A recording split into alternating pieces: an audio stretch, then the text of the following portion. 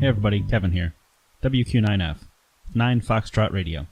Thanks for joining me. Make sure to like, comment, and subscribe. Today we're going to be putting together a QRPGuys Code Trainer practice kit. I like to go ahead and lay out all my parts first. Make sure I have everything. And then make it a little bit easier to find where everything is as I'm trying to put it together.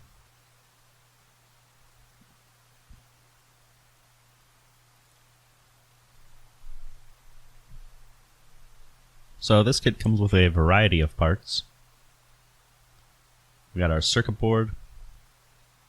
Along with the circuit board we have some resistors, diodes, switches. Now the build directions for this are located on the QRPGuys website. On the QRPGuys website you'll find the parts list, as well as the board layout, and a step-by-step instruction guide of what part goes where, and kind of the order you should do things in. Now the nice thing is on this board, it's a nice clear layout. Tells you what's going to go where. It's very clearly marked, you know, with your R1, R2, your different diodes and capacitors. I use a Velman VT-HH6 little clamp here to hold circuit boards. Super useful. Allows you to hold different size circuit boards. The ends are adjustable. You can't see it in the video here, but I'm also using a lighted magnifying glass. I think that was one of the best purchases I ever made once I started to get back into soldering and doing some projects. Soldering I'm using is a 60-40 solder blend with a 0.031 inch diameter. I just have a 1 pound roll of it that I keep on my desk. I have some thicker stuff, but this stuff seems to work out better for me. The first step is to install our 1 microfarad capacitors. These capacitors are marked 104 on the capacitor themselves. And there are 5 of them. So I'm going through and I'm putting them all through the board first. And then I'll solder them in later. All I'm doing is I'm putting these capacitors in, as I'm putting them through the board in their appropriate spots. And then I'm bending the legs off to the side. That's holding them in place for me as I get ready to solder them. So right now I'm just hitting them with a flux pen. That helps the solder flow a little bit easier. If you don't have a flux pen, you can do without.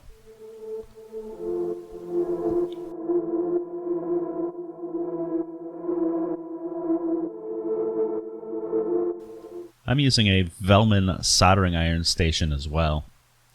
This is a temperature adjustable soldering iron station. Fairly fine tip on it. Not super fine. This is a good all-purpose tip. I use this, when I'm using this, I set the temperature about 300 to 325. This soldering iron station only goes up to, I think, 400. If I was going to do anything thicker, I would have to get out a larger soldering iron. But for doing projects and kits like this, using the smaller diameter solder, this soldering iron works great. I picked up this soldering iron station, I think it was on clearance at Ham Radio Outlet about a year ago.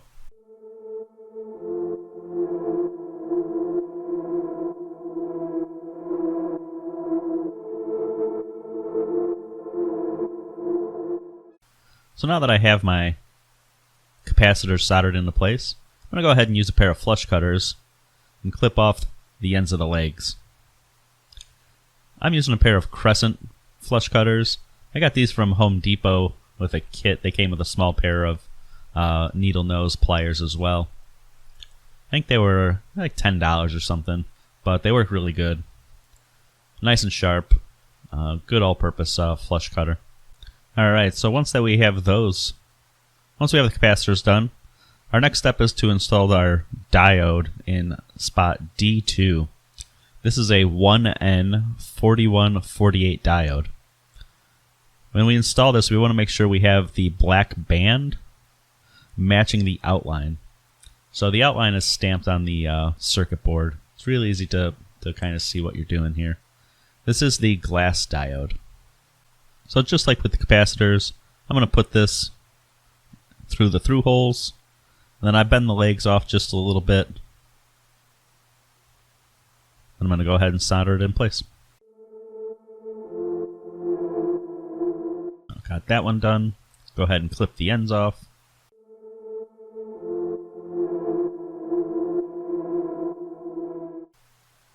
I'm just kind of cleaning up the cuts that I made before now on the capacitors.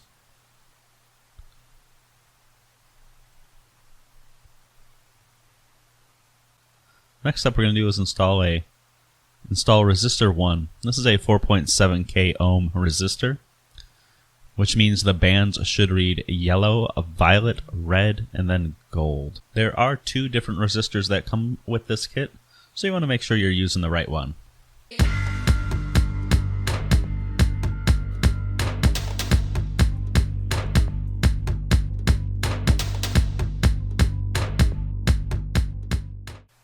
Now that we got that resistor installed, we're going to trim it off.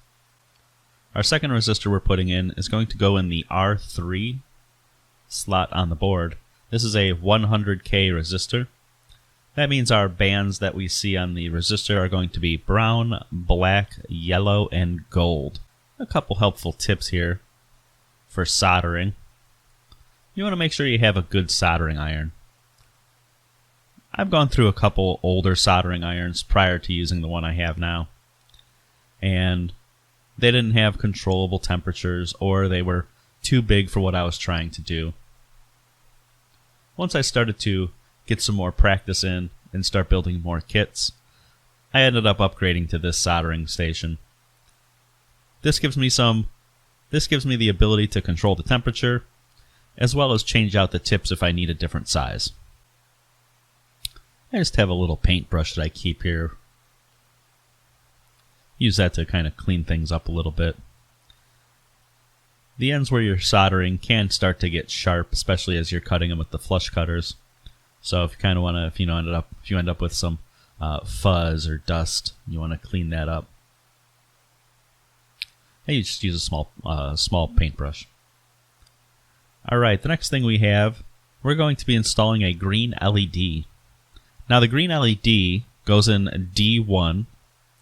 You want to make sure you observe polarity when you're putting this in. On the LED, the long LED is the positive side. Now if you don't want to put the LED in, you don't have to on this project. The LED there is for a visual code indication. If you don't put it in, you do get a better battery life. Going back, and you'll see later in the video when we have this working, I myself would probably just omit the green LED.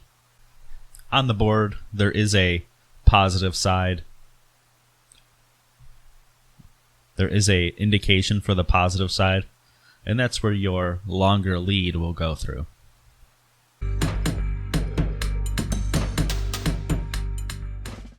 Right off to the side of the screen is my stand for my soldering iron for when I'm not using it. Installed inside of that stand is a brass brush. Kind of looks like a steel wool sponge. This is what I use for cleaning off my soldering tip. These are really important. You need a way to clean off the soldering tip. If you don't clean off the soldering tip while you're working, you might end up with solder buildup, and you might end up with burnt bits of solder, and they can really cause problems later on. I clean my soldering tip quite often while I'm soldering, and it really makes it so it's a lot easier for me to get a good solder. The next thing we're going to be installing here is the 8-pin dip socket. This goes into slot U1. On this, there is a little notch on the actual socket itself, and then if you look onto the board, you'll see where that notch, which side that notch goes to. You want to make sure you put it in the correct direction. Now this one, I again am going to be using my flux pen.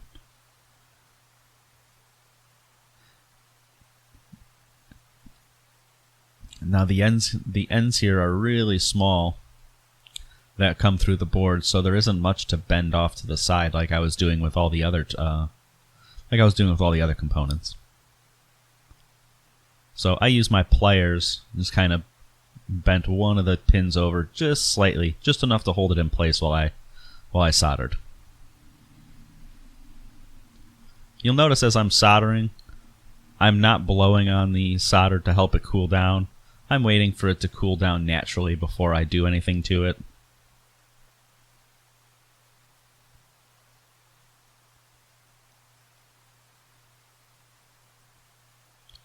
I'm also not, you can't really see this in the video, but I'm also not right above where I'm soldering. When you're soldering, it does give off some fumes, especially when you're using the flux pen. You don't want to breathe in those fumes. They're not something you want to breathe in. So in the background, I've got a ceiling fan that was running.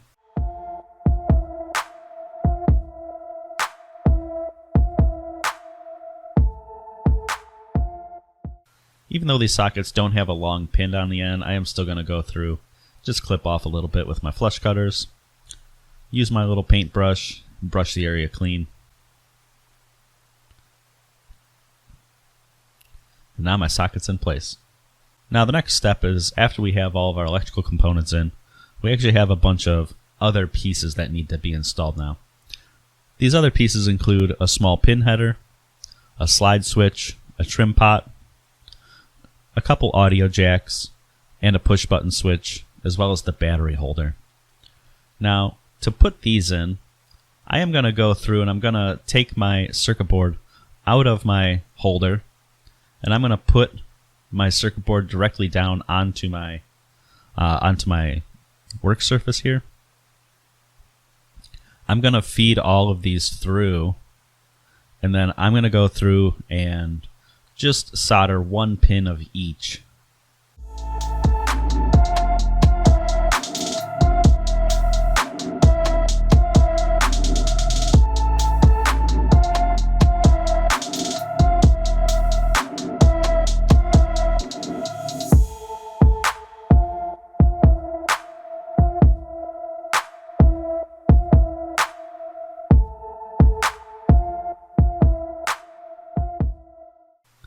So the first thing I installed is the audio jacks. These go in J1 and J2.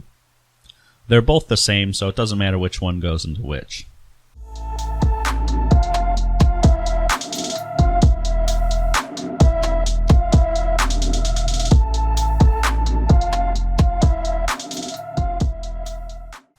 The next piece I'm putting in is the header. This is a 2x3 pin header. This is going into slot J3.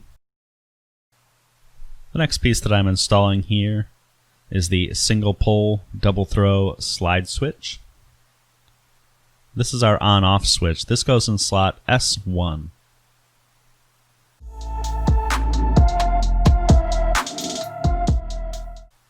The next pieces that I'm installing are going to be the push button switches. These push buttons are going into slots S2, S3, and S4. They're all the same, so it doesn't matter which one they go in.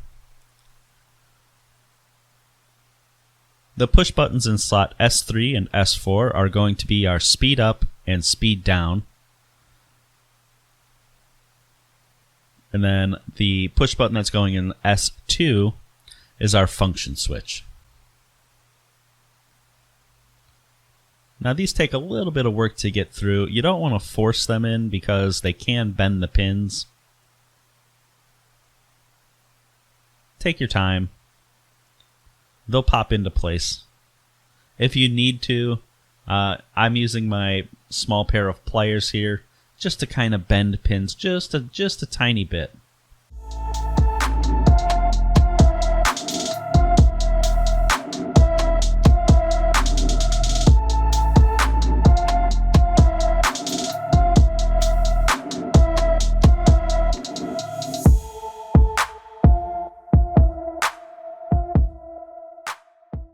I'm actually going to install the 1K trim pot first.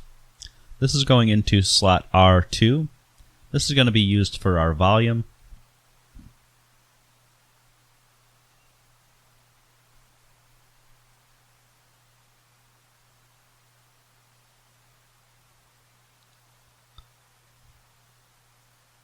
Again, this is another one that just pops into place. You don't want to force it. If you try to force it in place, it will bend the pins.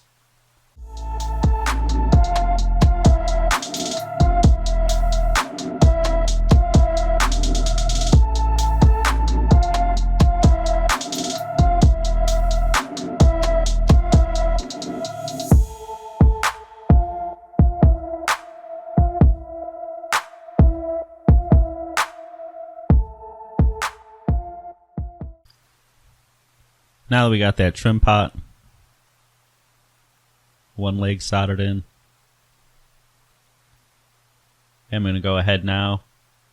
We're going to put our last push button in. This is going to go in slot S2. This is going to be for our function.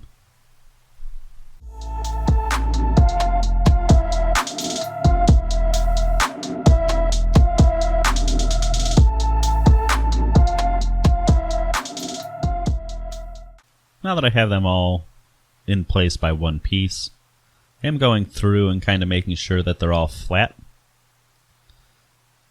When I'm installing pieces like this, the headers and the trim pots and everything, I go through and I make sure I only solder one of the legs in. Then if I need to, I can hold the board while pushing up on in this case, I was pushing up on the audio jack while I held it with the other hand, and then I was able to heat up the solder and then hold that in place while it cooled so it was flat against the board. The last piece we're going to be putting in is the battery holder. This is going to hold our CR2032 battery. It does fit in place on this the circuit board. You can see the outline of it. Again, it does have polarity to it, so you want to make sure that the positive side is going to the positive side, the negative is going to the negative. So once I have all of these in place, I did only solder one piece, one leg in of each of these. So I'm going to put it back into my swivel stand here for my circuit board. Now I can go through and I'm going to be able to solder up each of the individual components, making sure I'm hitting this with my flux pen to get flux on all of these to help solder flow through them nice and neatly. Since some of them have pins pretty close together, you want to make sure you take your time, especially on things on the audio jacks. There are 2 pins on the audio jacks that are real close. Same with the jumpers, or same with the header pins. So take your time working on these.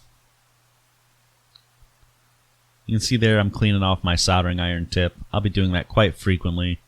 If you don't clean the soldering tip frequently, especially with these closer together pins, you risk having the solder bridge between the 2 pins.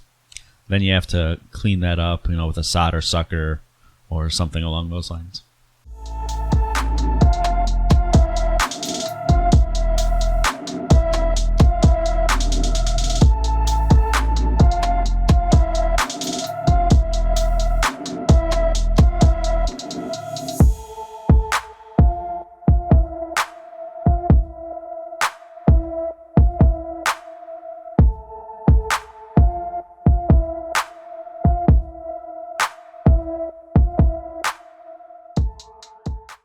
Here we go. We have our finished product now. Everything's soldered into place. Flip it over. Everything looks nice and neat. Got our buttons. Our on-off switch. Our trim pot, which is going to be for our volume output.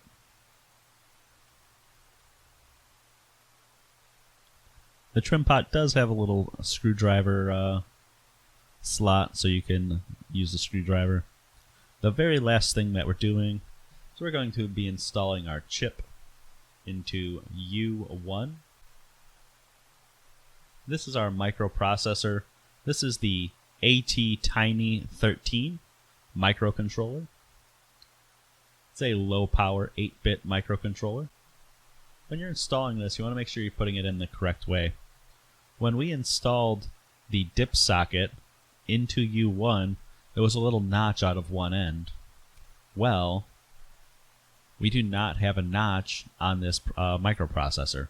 So you want to make sure that in the upper left corner, which is where pin 1 is, there's a little dot on your microprocessor itself. You want to make sure that little dot matches up with the upper left corner, or in this case, there'll be a square, a little kind of square on the socket itself. The only thing left to do now is put the rubber feet on the bottom, put the jumpers on our header, and then put our coin battery in.